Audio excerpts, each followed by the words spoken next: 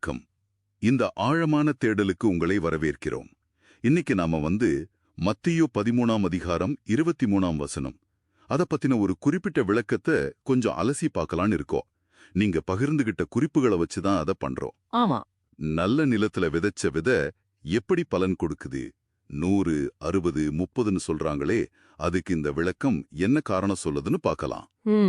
வசனம் சொல்றது இதுதான். நல்ல நிலத்துல விதைக்கப்பட்டவனோ வசனத்தை கேட்டு உணருகிறவன். அவன் 100ஆகவும் 60ஆகவும் 30ஆகவும் பலன் தருவான். சரி, இந்த விளக்கத்தை பாப்போமா? சரி, இதுல ஒரு சுவாரஸ்யமான பார்வை இருக்கு. பொதுவா நாம என்ன நினைப்போம், இந்த 30, 60, 100 மடங்கு பலன்கிறது ஒருத்தரோட விசுவாசத்தோட அளவை காட்டுதுன்னு. அதாவது விசுவாசம் கூட இருந்தா 100 மடங்கு, கொஞ்சம் கம்மியா இருந்தா 60, 30ன்னு. அப்படி. ஆமா, அதுதான் பொதுவான புரிதல். ஆனா இந்த விளக்கம் கொஞ்சம் வித்தியாசமா சொல்லுது. இது விசுவாசத்தோட அளவோ குறைவோ இல்லையா, மாறா ஒருத்தரோட வாழ்க்கை பாதையில அவங்க சந்திக்கிற வெவ்வேறு நிலைகள் அல்லது சில இடரல்கள்னு சொல்றாங்க. இடரல்களா? அதாவது தடங்கல்களா? ஆமா, வாழ்க்கை பயணத்துல வர்ற சில தடங்கல்கள், சில சறுக்கல்கள், இதையெல்லாம் குறிக்கலாம். ஆனா இந்த விளக்கம் சொல்லுது, இது ஒரு புது கோணம் இல்லையா? நிச்சயமா.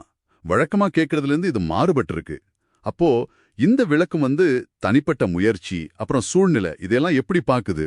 இப்ப நீங்க சொன்ன குறிப்புகள்ல ஒருத்தர் ரொம்ப கஷ்டப்பட்டு உழைச்சாலும் ஏன் பலன் கம்மியா இருக்கு, இல்லனா இன்னொருத்தருக்கு அதே எஃபர்ட்ல எப்படி நிறைய கிடைக்குது, இதுக்கு ஏதாவது? நல்ல கேள்வி கேட்டீங்க. இந்த விளக்கம் அதையும் தொட்டு பேசுது. இது சும்மா முயற்சியோட அளவு மட்டும் இல்ல. 2 பேர் ஒரே மாதிரி உழைக்கலாம், ஆனா அவங்களோட சூழ்நிலைகள், அவங்களுக்கு வர்ற வாய்ப்புகள், இல்லனா அவங்க சந்திக்கிற தடைகள், இதெல்லாம் வேற வேறையா இருக்கலாம். ஓ, சரி சரி. இப்ப ஒரு விவசாயி உதாரணம் எடுத்துக்கோங்களேன். ஒரே மாதிரி விதை, ஒரே மாதிரி கவனிப்பு இருந்தாலும் நிலத்தோட தன்மை, தண்ணி, வெயில் இதெல்லாம் பொறுத்து விளைச்சல் மாறும்ல. ஆமா, அது உண்மைதான். அது மாதிரிதான் வாழ்க்கையிலயும் ஒருத்தர் நல்ல ஊக்கத்தோட முயற்சியோட செஞ்சாலும் சில தடைகளால எதிர்பார்க்க பலன் கிடைக்காம போகலாம். இன்னொருத்தருக்கு அதே அளவு முயற்சிக்கு நல்ல சூழ்நிலையால பெரிய பலன் கிடைக்கலான்னு இந்த விளக்கம் ஒரு பார்வையை முன்வைக்குது. புரியுது புரியுது. அப்போ இந்த இடரல்கள்னு சொன்னீங்களே, தடங்கல்கள், அத பத்தி இன்னும் கொஞ்சம் சொல்ல முடியுமா? ஒருவேளை ஒருத்தர் ஏதாவது தப்பு செஞ்சுட்டா, இல்ல வாழ்க்கையில கொஞ்சம் பின்தங்கிட்டா என்ன ஆகும்? அதுல இருந்து மீண்டு வர வாய்ப்பு இருக்கா? உங்க குறிப்புகள் என்ன சொல்லுது? இது ரொம்ப ரொம்ப முக்கியமான ஒரு கேள்வி. அந்த விளக்கமும் இத பத்தி பேசுது. அதாவது மனுஷங்க சில நேரம் தப்பு பண்ணிடலாம், அதனால அவங்க பயணத்துல கொஞ்சம் பின்தங்கிடலாம். அப்படி நேரத்தையும் சில வாய்ப்புகளையும் இழந்துட்டா அத அப்படியே திரும்ப கொண்டு வர முடியுமான்னு கேட்டா சில சமயம் முடியாதுதான். ஆனா இங்கதான் கிருபை அப்படிங்கிற ஒரு விஷயம் வருது. இந்த விளக்கம் என்ன சொல்லுதுன்னா, அவங்க செஞ்ச தப்புக்காக மன்னிப்பு பெற்று திரும்பவும் தேவனுடைய கிருபைக்குள்ள, அதாவது தகுதியே இல்லாட்டாலும் கிடைக்கிற அந்த இரக்கம், அந்த உதவி, அதுக்குள்ள வர முடியும். ஓ, அப்படியா? ஆமா, அப்படி திரும்பி அவங்களோட கடைசி மூச்சு வரைக்கும் உண்மையா அவங்க ஓட்டத்தை ஓடி முடிக்க முடியுங்கிறது தான் இதுல நம்பிக்கை தர விஷயம்.